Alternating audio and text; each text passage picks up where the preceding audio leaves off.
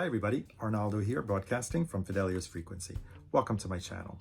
Another month, and here we are again, another month of the Vinyl Me Please selection video, and I'm a little late this month. After Record Store Day, there was a lot going on, but I'm here to present you the main selection that I am currently subscribed to, which is the Essentials category. But before that, I'd like to mention at least the other categories and the other albums that are featured this month in Vinyl Me Please's Record of the Month. So in the Classics category this month, they are offering Straight Ahead by Oliver Nelson with Eric Dolphy. In the Hip Hop category, a Wu-Tang Clan album, The W. And in the Country category, Who Am I by Alan Jackson. And I typically add on the rock selection or rock track, but this month I passed because I'd like to hear more reviews about it. And this month in the rock category, they're offering Stevie Ray Vaughan and Double Troubles, Couldn't Stand the Weather, which is an album that I really like, but I actually want to give it a break for a minute and see how the sound is, because I understand there is actually an Analog Productions version of that album. So I'll just wait and see and maybe watch some comparison videos and add it on in the coming months. So without further ado, I guess you've noticed it already from the title of the video and probably the thumbnail.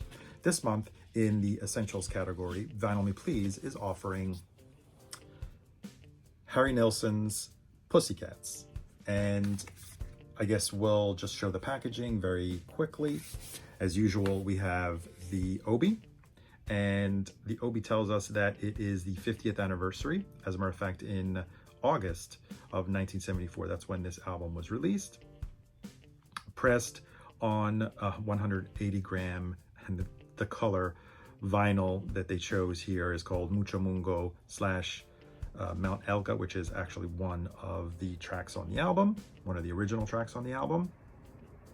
There's, as usual, a listening booklet, and we'll take a look at that quickly, as well as an art print. Here it's described as an art print, but in reality, it's actually a mini poster. So we take a look at the booklet. You'll see, I think Vinyl Me Please is starting to, I don't know, maybe they're listening, because in past videos, I've lamented how a lot of their booklets were only showing text and we're not offering any additional pictures, and sometimes they were also just black and white, any additional pictures other than what's already in the artwork. But this time around, maybe they listened, because I actually think they put a lot of design into this one and thought process. So yes, improvement on the booklet, and we have a Nilsson Schmilsson logo in the front page, and this one here, the first page, is actually the only page that reproduces a photo, actually blows up the photo, one of the images in the gatefold. And then you have your usual essay. And now we have some new pictures that were never featured before. Really cool picture with John Lennon, probably an outtake from the photo sessions for this album. And also a picture with another buddy of Harry Nilsson, which is Ringo Starr. And then very nicely, they also reproduced the part of the gatefold, and I'll show you in a minute the entire gatefold, because if you are not familiar with the original version of the album, the gatefold actually was kind of like a double gatefold, like a gatefold with an additional page in the middle. Here they stuck, of course, with the heavy tip-on as usual. Cardstock, beautiful detail, actually. You see this wooden kind of artwork here. The inlay of the inner has the same type of artwork. I'm not sure if you could see that. And the gatefold basically reproduces only a portion of the original gatefold with all the photos, the collage of all the photos, the Polaroids or whatever they may be. And originally there was an additional other fold out in the middle, and that is actually what was reproduced as the last two pages in the booklet, which I'll show you again, which are the lyrics and the press release by Derek Taylor.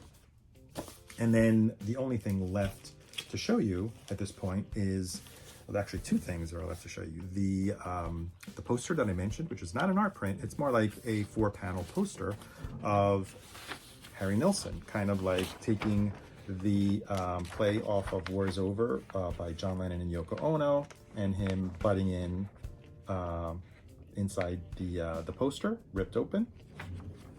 And although maybe on kind of flimsy cardstock, it's still actually a really nice added feature. And finally, we'll take a look at the vinyl, which as usual is presented in the polyline sleeve. And this is the color, both sides with the original RCA label. And now we can get to talk about the album. Pussycats. As you can see here, prominence to the production credits for John Lennon, and because he had a very influential part in the making of this album. Pussycats is the 10th album by Harry Nilsson. Like I mentioned before, it came out in August of 1974, again, 50th anniversary this year. It's made up of half of the album is cover versions, cover songs, and half originals. Among the cover songs, we have Many Rivers to Cross by Jimmy Cliff, a Dylan song, Subterranean Homesick Blues, a Duck Palmas song, Save the Last Dance for Me, Loop de Loop, and the classic rock and roll Rock Around the Clock. As for the other production notes, was initially recorded the recording started initially in Los Angeles, and many of you may know or may not know, this was a period of time that John Lennon was separated from Yoko Ono, and they took a pause. Maybe that was a temporary breakup, maybe initially a permanent breakup, but he moved to Los Angeles with May Pang, the assistant appointed by Yoko Ono, and ended up spending a year there.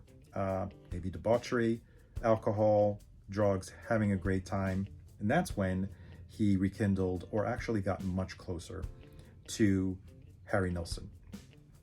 Originally, like I said, the recording started in LA, and I guess a moment of clarity came to John Lennon during these sessions that were at times, sometimes a little out of hand, but decided to step away from Los Angeles, relocated back to New York, followed also by Harry Nilsson, and they finished up the album.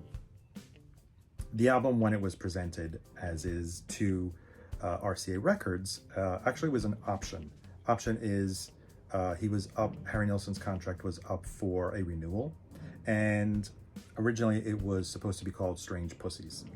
RCA did not like the title. They came back with the title Pussycats, and kind of like in spite in the artwork, they did want to make fun a bit of, not the label, but just wanted to poke fun and throw some hidden messages. In the album cover, you can see the D and the S, probably an anagram of the word drugs. So they were having a good old time, and you can see here on the cover, it seems like they're having fun, even though, head puppets, their heads on top of puppets, or actually, what are they? They're pussycats, right?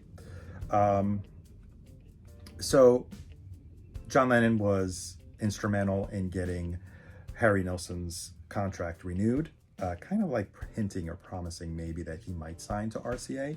But like I said, Harry Nilsson's contract was up for renewal, and he got it renewed for, I think, maybe another 8 albums or something after the release of Pussycats.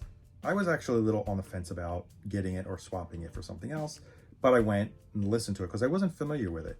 I have other Harry Nilsson albums. The first one, Nilsson Schmelson, Son of Schmelson, which are the albums that came almost immediately before this one. I think maybe a touch of Nilsson in the Night, which was a covers album. And before that, he had made the Divorce album, Son of Schmelson. So coming into this album, Harry Nilsson actually was quite surprised that John Lennon blurted out during a press release or press meeting after the release of Rock and Roll, which was his album of covers with Phil Spector, blurted out when asked, "What's your next step? What's your what are you working on next? And he said, well, I'll be producing Harry Nilsson's new album, all to Harry Nilsson's surprise, where he probably thought, and this is actually in the liner notes, so I'm just repeating what I learned from the booklet essay, that probably he was drunk and he'd forget about it the following morning. But John Lennon was actually dead serious in producing the album and called in a bunch of friends. Jim Keltner, Ringo plays drums on here, Keith Moon, especially actually on Rock Around the Clock. I think there's actually 3 drummers playing: Keith Moon, Ringo Starr, and Jim Keltner. During the sessions of this record, and this is what everyone knows, and what really is most talked about of this record, is the fact that during the recording, actually, I think maybe while recording the second song for the album, the first song that was recorded is the cover of the Bob Dylan song Subterranean Homesick Blues, and you hear Harry Nilsson's voice in full force. Next song up, after a late night visit by Paul McCartney and Stevie Wonder, who they all jammed together in the studio with John Lennon. Next up, the following day, was the recording of Many Rivers to Cross, and actually you can almost hear what happened during that vocal performance when Harry Nilsson ruptured one of his vocal cords. And he was advised by his doctor to give his voice a rest for quite a few weeks. He neglected the doctor's advice, almost pressured, not pressured, but he felt that if he had taken a break and interrupted the sessions, that maybe he would be disappointing his buddy, his best friend, John Lennon, or maybe John would have a change of heart and not want to continue to produce the record. So he stuck through it and finished recording the rest of the vocals, which at that point you can tell in many of the songs are really a bit impaired. I don't say that he doesn't deliver with his usual emotional and very poignant delivery on all the songs. The version of Save the Last Dance for me is beautiful. It's slowed down and it's really heartfelt. But you do notice on songs like Rock Around the Clock and Loop de Loop, and especially on Old Forgotten Soldier, how difficult it was and how impaired his voice was, his vocal cords were, when he's singing those songs. Among the originals, talked about a lot of the covers. Don't Forget Me is, for me, the standout track of not only of the album probably, but of the Harry Nilsson originals on here. A very impassioned delivery by Harry Nilsson on that song.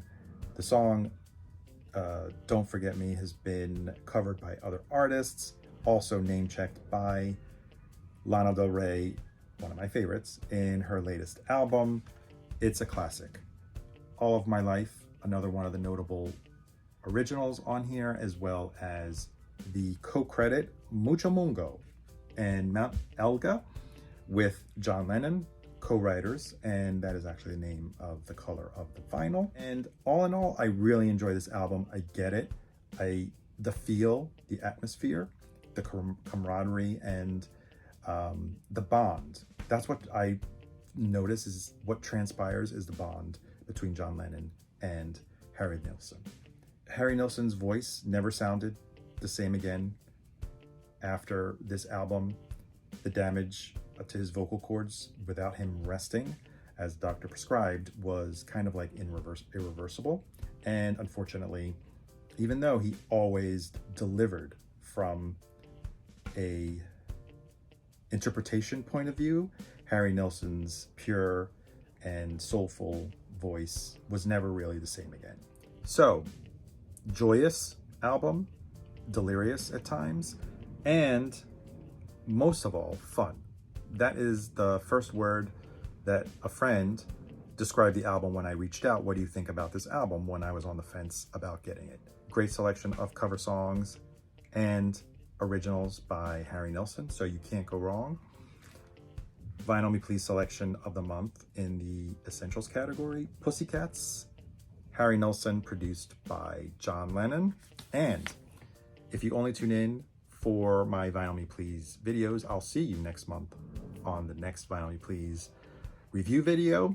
I actually suggest you check out some of the other videos on the channel. If you like this one, give it a thumbs up. If you didn't, I have no problem if you thumb down. But more importantly, support the channel, and it's great, and I really appreciate everyone that has supported the channel so far by subscribing to the channel. So click that subscribe button or notification bell if you want to be notified whenever I drop a new video. Thank you so much for watching, and I will see you on the next one. Bye.